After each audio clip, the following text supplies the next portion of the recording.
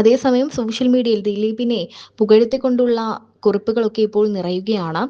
ഒരാളെക്കുറിച്ചും താൻ കുറ്റം പറഞ്ഞിട്ടില്ല എന്ന ദിലീപിന്റെ വാക്കുകൾ ഉള്ള ഒരു വീഡിയോ ആണ് വൈറലാകുന്നത്.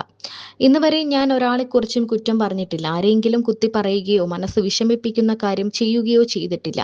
അങ്ങനെ ഒരു പരിപാടിക്കും ഞാൻ നിന്നിട്ടില്ല. ഒരു മോശമായ അവസ്ഥയിൽ ഒരാൾക്ക് മെസ്സേജിലൂടെ പോലും വേദനിപ്പിക്കുന്ന ഒന്നും അയക്കാത്ത ആളാണ്. ഞാൻ അത്രയും സഹിക്കുകയും ക്ഷമിക്കുകയും ചെയ്യുന്ന ആളാണ്. പക്ഷേ അത് വളരെ കൂടിപ്പോയി. എന്നെ ആർക്കും അറിയാം. ഞാനൊന്നും പ്രതികരിക്കില്ല. അതുകൊണ്ടാണ് ഞാൻ പറയുന്നത്, എന്നെ വിട്ടേക്ക്. ഞാൻ സംസാരിച്ചാൽ ഭയങ്കര കുഴപ്പമാ.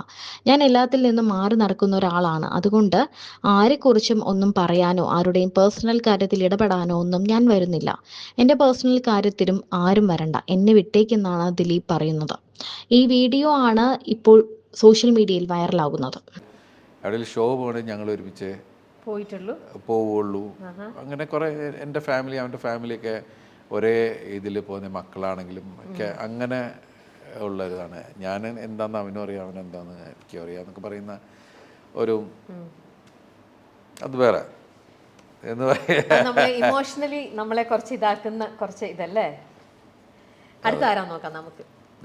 അതന്നെ ഞാനിപ്പോ എനിക്കത് ദിലീപേട്ടൻ പറഞ്ഞപ്പോ ഞാനത് മനസ്സിൽ വിചാരിക്കായിരുന്നു. മണി പോയത് നമുക്ക് ഗ്രേറ്റ് ലോസ് ആണ്. വിചാരിക്കാത്തൊരു വല്ലാത്തൊരു പോക്കെന്ന് പറയില്ല. ഞാൻ സല്ലാപത്തിൻ്റെ സമയത്ത് തുടങ്ങിയൊരു സൗഹൃദം എന്താണെന്ന് ചോദിക്കും. അതിന് മുമ്പ് എനിക്ക് മണീനെ അറിയാം, പക്ഷെ അത്ര അടുത്തിട്ടുണ്ടായിരുന്നില്ല. അതിന് മുമ്പേ അടുപ്പമുണ്ടായിരുന്നു മണി ആദർശം തമ്മിൽ, മിമിക്രിയിലൂടെയും. കാരണം ഇവർ ഒരുമിച്ച് ഒരുപാട് സ്റ്റേജ് ഷോയ്ക്കൊക്കെ പോയിട്ടൊക്കെ ഉള്ള ഒരുപാട് സംഭവമുണ്ട്. എനിക്ക് തോന്നുന്നു മണീനെ കാണുന്നത് ആലോ പാലസിൽ വെച്ചിട്ടാണോ സംശയമുണ്ട്. അത് കഴിഞ്ഞിട്ട് പിന്നെ ഞാൻ മണിയായിട്ട് ഒരു രീതിയിൽ കാണുന്നത് എനിക്കിപ്പോഴും ഓർമ്മയുണ്ട്. സല്ലാപത്തിൻ്റെ പൂജ നടക്കുന്ന ദിവസം മണി ഷൊർണൂർ ഗസ്റ്റ് ഹൗസിൽ പുറത്ത് കൈയൊക്കെ കെട്ടി ഇങ്ങനെ ആൾക്കാരുടെ കൂട്ടത്തിൽ നിൽക്കണം. എന്നിട്ട് ഞാൻ മണിയുടെ അടുത്തെന്ന് പറഞ്ഞു, മണി ഭയങ്കര ശ്രദ്ധിക്കപ്പെടുന്ന വേഷമായിരിക്കും കേട്ടോ ഇതിലെ.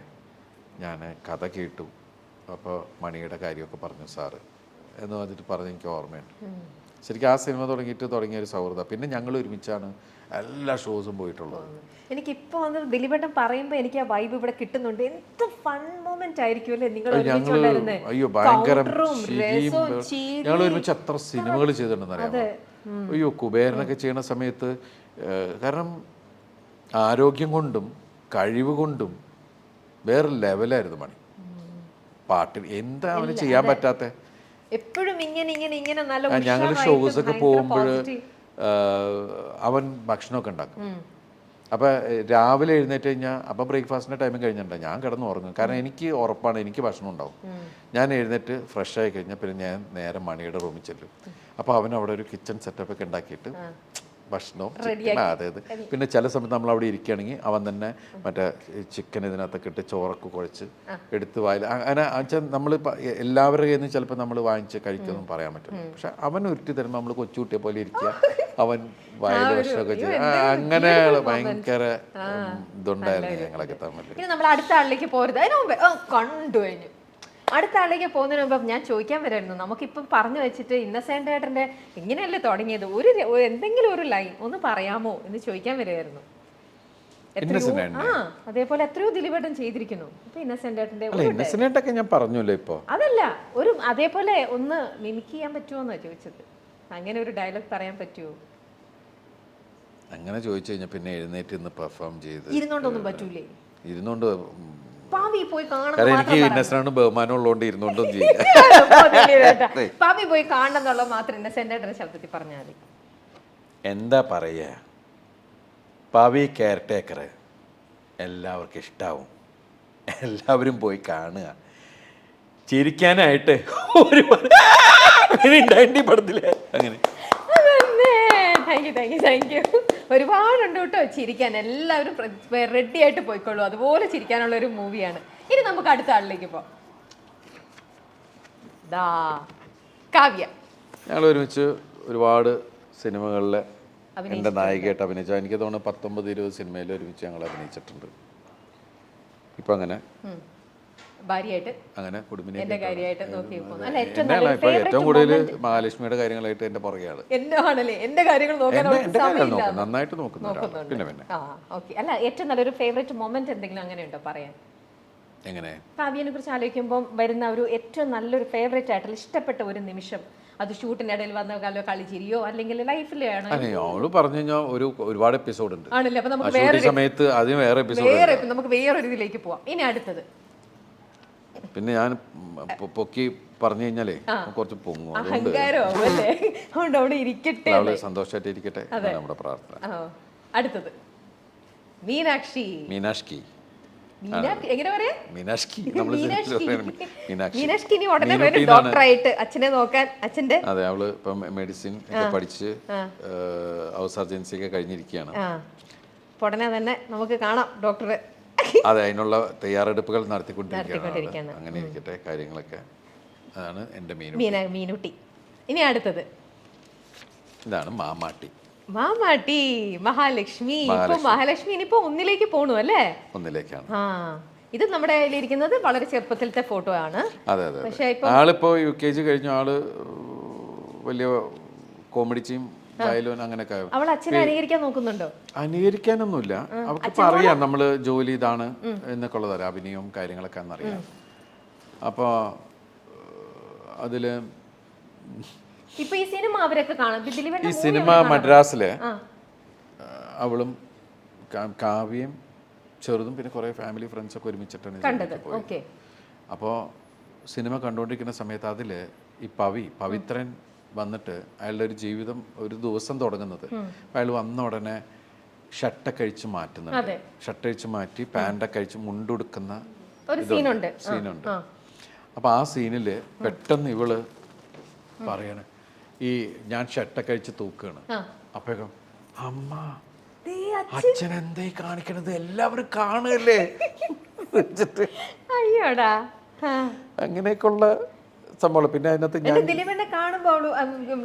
പിന്നെ നിങ്ങൾ കണ്ടില്ലല്ലോ ഇപ്പൊ അതിന്റെ അടുത്ത് എന്നെ വിളിച്ചു പറഞ്ഞു, അച്ഛനെ എന്താ കാണിക്കണം, അച്ഛനെ നാണുമില്ല അച്ഛാ ഇങ്ങനെ ആൾക്കാർ മുമ്പിൽ ഷർട്ടൊക്കെ കഴിക്കാൻ പറഞ്ഞിട്ട് അങ്ങനെയൊക്കെയുള്ള. ദിലീപന്റെ വേറെ മൂവീസ് ഒക്കെ മോള് കാണാറുണ്ടാവില്ല? എല്ലാ മറ്റേ മായാമോഹിനിയൊക്കെ കണ്ടപ്പോ ഇതുപോലെ ഇത് കണ്ടിട്ട് നമുക്ക് ചിരി വന്നിട്ട് അച്ഛൻ എന്തൊക്കെയാ കാണിക്കണേ. അതേപോലെ വീട്ടിലും ദിലീപന്റെ വീട്ടിലും ഇതുപോലെ ഇത്ര അധികം തമാശകളും ഒക്കെ അങ്ങനെ ഒരാള് തന്നെയല്ലേ? ഞാന് കുട്ടികളോട് അവരെക്കാൾ കുട്ടിയാവണ സ്വഭാവമാണ് എനിക്ക്. അത് കാവ്യ ഒരുപാട് വീഡിയോ ഒക്കെ എടുത്തു വെച്ചിട്ടുണ്ട് അതിന്റെ. ഞാൻ ഇടയ്ക്ക് കാണും, പക്ഷേ ഇത് പുറത്തേക്ക് വരില്ലട്ടെ ദൈവത്തോർത്ത്. കാരണം അതൊക്കെ ട്രെൻഡിങ് ഇതിലേക്ക് പോകും, ഭയങ്കര വൈറലാവും. പിള്ളേരുടെ കൂടെ കളിക്കുന്ന കാര്യങ്ങളൊക്കെ വന്നു കഴിഞ്ഞാൽ എന്ത് നല്ല ബ്യൂട്ടിഫുൾ മൊമെന്റ്സ് ആണ് അതൊക്കെ. കാവ്യയൊക്കെ കണ്ടിരുന്നെങ്കിൽ അതൊക്കെ ഒന്ന് കാണാമായിരുന്നു. അങ്ങനെ നമ്മുടെ ജനപ്രിയ നായകൻ നമ്മുടെ ദിലീപേട്ടൻ വീണ്ടും ഇങ്ങനെ ഭയങ്കര എന്താ പറയാ നമ്മളെ ചിരിപ്പിച്ചും നമ്മളെ കരയിപ്പിച്ചും വിഷമിപ്പിക്കുന്നുണ്ട് കേട്ടോ. ഈ സിനിമയിൽ നമ്മളെ കുറേയൊക്കെ ഈ മനുഷ്യൻ നമ്മളെ വിഷമിപ്പിച്ചും വയ്ക്കുന്നുണ്ട്. പക്ഷെ നല്ല ഒരു നമുക്ക് കുടുംബമായിട്ട് പോയി കാണാൻ പറ്റുന്ന ഒരു ബ്യൂട്ടിഫുൾ മൂവി തന്നെയാണ് നമ്മുടെ ദിലീപേട്ടൻ. എന്താ നമുക്ക് തിരിച്ചെത്തിന്നോ പോയിന്നോ അങ്ങനെ ഒന്നും പറയാൻ പറ്റില്ല. ദിലീപേട്ടൻ ഇവിടെ തന്നെയുണ്ട്. ചില സിനിമകൾ നന്നായിട്ട് വരും, ചില സിനിമകൾ അത് എല്ലാവരുടെയും ലൈഫിൽ നടക്കുന്ന ഒരു കാര്യമാണ് എന്തായാലും. പക്ഷെ ദിലീപേട്ടൻ്റെ ഇങ്ങനത്തെ കുറെ നമ്പേഴ്സ് മിസ് ചെയ്തിരുന്നത് ഞങ്ങൾക്ക് തിരിച്ചു കിട്ടിയെന്ന് തന്നെ വേണം പറയാനായിട്ട്. ഒരുപാട് സന്തോഷം. ഇപ്പോൾ നല്ല സക്സസ്ഫുൾ ആയിട്ട് പോയിക്കൊണ്ടിരിക്കുകയാണ്. അപ്പോൾ അത് അങ്ങനെ തന്നെ ഇനി വരാൻ പോകുന്ന മൂവി ഇതേപോലെ നല്ല രീതിയിൽ പോകാൻ പറ്റട്ടെ എന്നാണ് ഇപ്പോൾ ആശംസിക്കുന്നത്. കാരണം ഇതിപ്പോൾ ഓൾറെഡി ടേക്ക് ഓഫ് ചെയ്തു. എല്ലാവിധ ആശംസകളും. താങ്ക് യു സോ മച്ച് ദിലീപേട്ട. വീണ്ടും കാണാം. ഓക്കെ. ദിലീപ്, കാവ്യ മാധവൻ, മഞ്ജു വാര്യർ ജീവിതം സിനിമാ കഥ പോലെയാണ്. ഏറെ ആകാംക്ഷയും ട്വിസ്റ്റും നിറച്ച ജീവിതമാണ് ഇവരുടേത്. മഞ്ജുവുമായുള്ള വിവാഹബന്ധം വേർപെടുത്തിയ ദിലീപ് അധികം വൈകാതെ കാവ്യയെ ജീവിത സഖിയാക്കി. പിന്നീടുള്ള ജീവിതം ട്വിസ്റ്റുകൾ നിറഞ്ഞതായിരുന്നു. പ്രതിസന്ധികളെ അതിജീവിച്ചുകൊണ്ട് സുന്ദരമായ ജീവിതം നയിക്കുകയാണ് ഇരുവരും. ഇപ്പോഴിതാ ഇവരുടെ വിവാഹം നടന്നത് ചില ദോഷ സമയത്തായിരുന്നു. ഇതിന്റെ പ്രതിഫലനമായിരുന്നു ദിലീപിന്റെ കാരാഗ്രഹവാസം എന്ന് പറയുകയാണ് ജ്യോതിഷി. ഈ പ്രവചനം സോഷ്യൽ മീഡിയയിൽ നിറഞ്ഞു പോവുകയാണ്. ഏകദേശം 350ഓളം പ്രവചനങ്ങൾ നടത്തിയിട്ടുണ്ട് ഈ ജ്യോതിഷി. അതിൽ 95% ഫലിച്ചിട്ടുണ്ട്. ദിലീപും കാവ്യയും വിവാഹം കഴിക്കുന്ന സമയത്ത് ഒരു ജ്യോതിഷ വിദ്യാർത്ഥി ഇവരുടെ ഭാവി എന്താകുമെന്ന് അറിയാൻ വേണ്ടി എന്നെ വിളിച്ചിരുന്നു. ഞാൻ സ്വാഭാവികമായും നോക്കിയിട്ട് ആ വ്യക്തിയോട് പറഞ്ഞു, 2016 മുതൽ 2019 വരെയുള്ള കാലത്തിൽ രാഹുർ ദശയിൽ ജനിച്ച കാവ്യ മാധവനെ സംബന്ധിച്ചിടത്തോളം കണ്ടകശനിയാണ്. ഇത് 7ാം ഭാവത്തിലാണ് നിൽക്കുന്നത്. 7ാം ഭാവം എന്ന് പറഞ്ഞാൽ വിവാഹ ഭാവമാണ് നടക്കുന്നത്. ദിലീപിനെ സംബന്ധിച്ചിടത്തോളം ഏഴരാണ്ട ശനിയായിരുന്നു ആ സമയത്ത്. അപ്പോൾ കണ്ടകശനിയും ഏഴരാണ്ട ശനിയും കൂടി ചേർന്നിട്ട് വിവാഹം കഴിച്ചാൽ അതൊട്ടും തന്നെ ശരിയാകില്ല. ഈ വിവാഹം ഇപ്പോൾ നടക്കാൻ പാടില്ല. കാവ്യയുടെ കണ്ടകശനി കഴിഞ്ഞതിനു ശേഷം മാത്രമേ ഈ വിവാഹം പാടുള്ളൂ എന്ന് പ്രവചിച്ചിരുന്നു. എന്നാൽ നിർഭാഗ്യവശാൽ ആ വിവാഹം ആ സമയത്ത് തന്നെ നടന്നു. പിന്നീട് അറിയാൻ സാധിച്ചത് ആരുടെയോ നിർബന്ധത്തിന് വഴങ്ങി വിവാഹം നടന്നു എന്നാണ്. ഈ കണ്ടകശനിയും ഏഴരാണ്ട ശനിയും ഒത്തു നിൽക്കുമ്പോൾ ഈ വിവാഹം നടന്നാൽ അത് കാരാഗ്രഹവാസത്തിന് തന്നെ കാരണമാകും എന്ന് പ്രവചിച്ചിട്ടുണ്ട്. ദിലീപ് അങ്ങനെ ജയിലിൽ കിടന്നു. ദിലീപ് എപ്പോൾ ജാമ്യത്തിൽ ഇറങ്ങും എന്നും ഈ ജ്യോതിഷി പറഞ്ഞിരുന്നു. കാവ്യയ്ക്ക് ഇപ്പോൾ നല്ല സമയമാണ്. 45 വയസ്സുവരെ ദശാകാലത്തിലൂടെയാണ് കടന്നു പോകുന്നതെങ്കിലും മോശ സമയം എന്ന് പറയാനാകില്ല. അതിനുശേഷം നല്ല കാലമാവും വരിക. പക്ഷേ ദിലീപിന്റെ സമയം അത്ര നല്ലതല്ല. എന്നാൽ ഇരുവരുടെയും രാശികൾ തമ്മിൽ വെച്ച് നോക്കുമ്പോൾ തരക്കേടില്ലാതെ മുന്നോട്ട് പോകും. ഒരു 50-50 റേഞ്ചിലാണ് കാര്യങ്ങൾ ഇപ്പോൾ പോകുന്നത്. ഇരുവരുടെയും ജാതകം വെച്ച് നോക്കുമ്പോൾ ജീവിതം അത്ര സന്തുഷ്ടകരമായിരിക്കില്ല. എടുത്തുചാടി പ്രയാസങ്ങൾ ഉണ്ടാക്കി വയ്ക്കും. ജാതകത്തിന്റെ വിപരീത ദിശയിലൂടെയാണ് ഇവർ കടന്നു പോകുന്നത്. അതാണ് ഏറ്റവും വലിയ പ്രശ്നം. ഓരോ വ്യക്തികൾക്കും ജാതകത്തിലെ ഒരു വഴിയുണ്ട്. അതിലൂടെയാണ് പോകുന്നതെങ്കിൽ അത് കറക്റ്റ് ആയിരിക്കും. അല്ലെങ്കിൽ അതിന്റെ പുറകിൽ ഇവർ ഒരുപാട് പ്രശ്നങ്ങൾ നേരിടേണ്ടി വരുമെന്നും അദ്ദേഹം പറഞ്ഞിരുന്നു.